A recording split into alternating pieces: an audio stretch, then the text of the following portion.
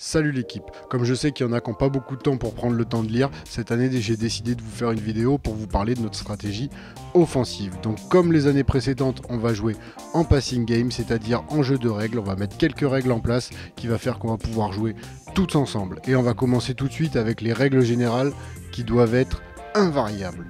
Première règle, règle de spacing, l'espacement de 4 à 5 mètres entre chaque joueur systématiquement, et ce pour améliorer le spacing et empêcher la défense de venir faire des aides et reprendre.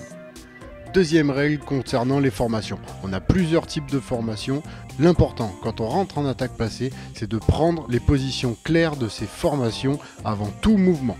Et enfin, dernière règle dans les règles générales concernant les écrans, quand un écran est posé sur un joueur, soit le joueur prend l'écran, soit le joueur feinte la prise d'écran et part à contre-pied. Il faut arrêter avec le fait de ne pas prendre les écrans parce que le joueur qui vient poser l'écran, il va vous le faire une fois, deux fois et après il va en avoir marre et il va arrêter de venir vous aider.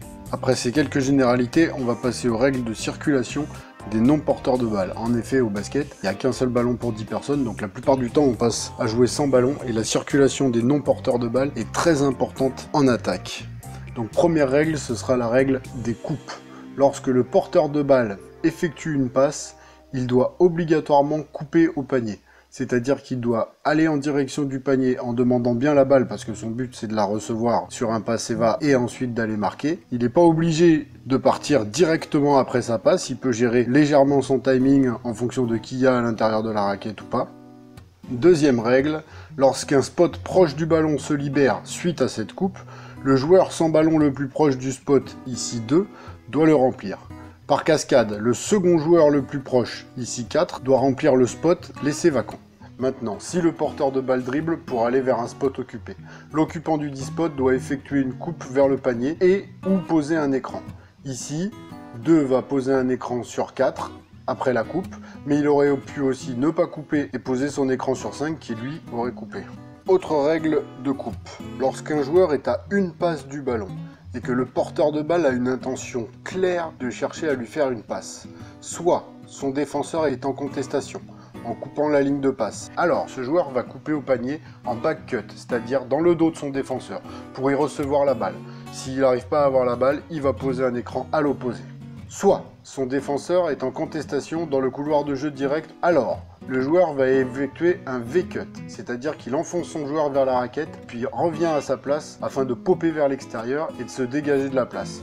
Après, soit il shoot, soit il part en dribble. Et enfin, dans les règles de circulation des joueurs non porteurs de balle, on va parler des écrans. En fonction des positions préférentielles de chaque joueur, des écrans doivent être posés dans les couloirs pour replacer les joueurs à leur poste en fonction de leur qualité respective. Par exemple, ici à gauche, numéro 3 est un bon joueur en pénétration à 45 degrés. 5 va donc venir poser un écran pour que 3 retrouve une place efficace. Deuxième exemple à droite, 4 est un très bon shooter de corner. 2 va venir poser un écran pour permettre à 4 d'être dans sa position préférentielle. Parlons maintenant un peu de ce qui se passe quand on reçoit une passe. Lorsqu'un joueur reçoit une passe, il va agir en fonction de la réaction de son défenseur. Plusieurs solutions.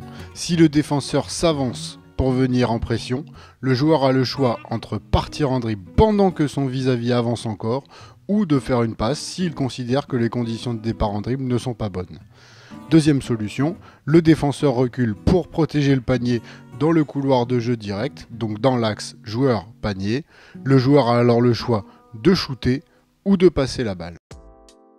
Passons maintenant à la définition de nos formations offensives et des règles spécifiques qui leur sont liées. En première position, on va utiliser fer, qui est un fer à cheval, avec les joueurs positionnés tels que le meneur est dans l'axe panier-panier, à environ 1,50 m derrière la ligne à 3 points. Les ailiers sont dans la ligne prolongée des lancers francs et les extérieurs en bas sont dans le corner derrière la ligne à 3 points. La position démarre logiquement par une passe dans l'aile et une coupe du meneur. Les règles générales de circulation sans ballon s'appliquent totalement à cette formation. La règle des écrans de position préférentielle doit être particulièrement utilisée dans cette formation. Les spots intérieurs, poste haut et poste bas, peuvent être remplis par n'importe quel joueur, quel que soit son poste d'origine. Un arrêt clair mais bref doit être effectué. En gros, j'arrive, je me poste, je demande le ballon. Si le ballon n'arrive pas dans mes mains en une passe, je repars vers l'extérieur, au plus près de l'extérieur de la ligne des 3 points. Si le spot est occupé, il va faire un écran. Si le spot est vide, il vient juste remplir le spot. Lorsqu'un shoot est pris ou un drive, action de dribbler vers le panier, est effectué, le joueur de corner opposé doit aller au rebond offensif. Si le drive finit sur une passe, celui-ci doit aller poser un écran dans le corner opposé. Lorsque le ballon est en corner et qu'une passe est effectuée vers l'aile, le passeur doit aller poser un écran dans le corner opposé pour favoriser une montée au poste haut. Deuxième formation, la formation classique. Dans la formation classique, les joueurs sont positionnés tels que le meneur est dans l'axe panier-panier à environ 1,50 m à l'extérieur de la ligne des 3 points. Les ailiers sont dans la ligne prolongée des lancers francs. Les intérieurs sont au poste bas, légèrement derrière le panneau et juste à l'extérieur de la raquette. Pour les extérieurs, les règles générales de coupe s'appliquent. Pour les intérieurs, les règles sont un seul intérieur en même temps côté ballon, côté fort, pour favoriser la pénétration des extérieurs. Si le poste haut est pris par l'intérieur côté faible, le deuxième intérieur va plonger dans la raquette, soit pour recevoir la passe du poste haut, soit pour se replacer au poste bas côté faible pour assurer le rebond offensif ou la passe de renversement. La troisième formation sera la formation 4-1, telle que deux joueurs prennent les postes de meneur. La position se trouve dans la ligne virtuelle des couloirs latéraux, environ à 2 mètres des lignes latérales prolongées de la raquette. Les ailiers sont à l'extérieur de la ligne à 3 points, entre le corner et la position classique des ailiers. L'intérieur démarre au poste bas du côté de son choix. Les règles de circulation générale sans ballon s'appliquent aux joueurs extérieurs. Si l'intérieur est poste bas, l'ailier du même côté doit couper au poste haut pour pénétrer. Si l'intérieur joue poste haut, l'extérieur de son côté doit couper par le poste bas. Enfin, si l'extérieur joue middle post, l'extérieur doit choisir de passer soit par le poste haut, soit par le poste bas, en fonction de la position des défenseurs et du ballon. Si l'intérieur a le ballon, il doit savoir avant d'attaquer le panier dans quelle direction son extérieur côté fort va aller pour ne pas être gêné. Placement particulier et règles pour l'intérieur. L'intérieur doit être capable de lire le jeu pour savoir quelles règles spécifiques utiliser. Il doit communiquer avec les meneurs en cas d'échec de certaines possibilités. Si le ballon démarre à l'opposé du joueur intérieur, celui-ci restera au poste bas côté faible pendant toute la durée de l'attaque, même en cas de renversement. Son rôle sera alors de sécuriser le rebond offensif opposé, qui représente 60% des rebonds, et de se présenter sur une passe de renversement intérieur en cas de pénétration, au middle post de préférence.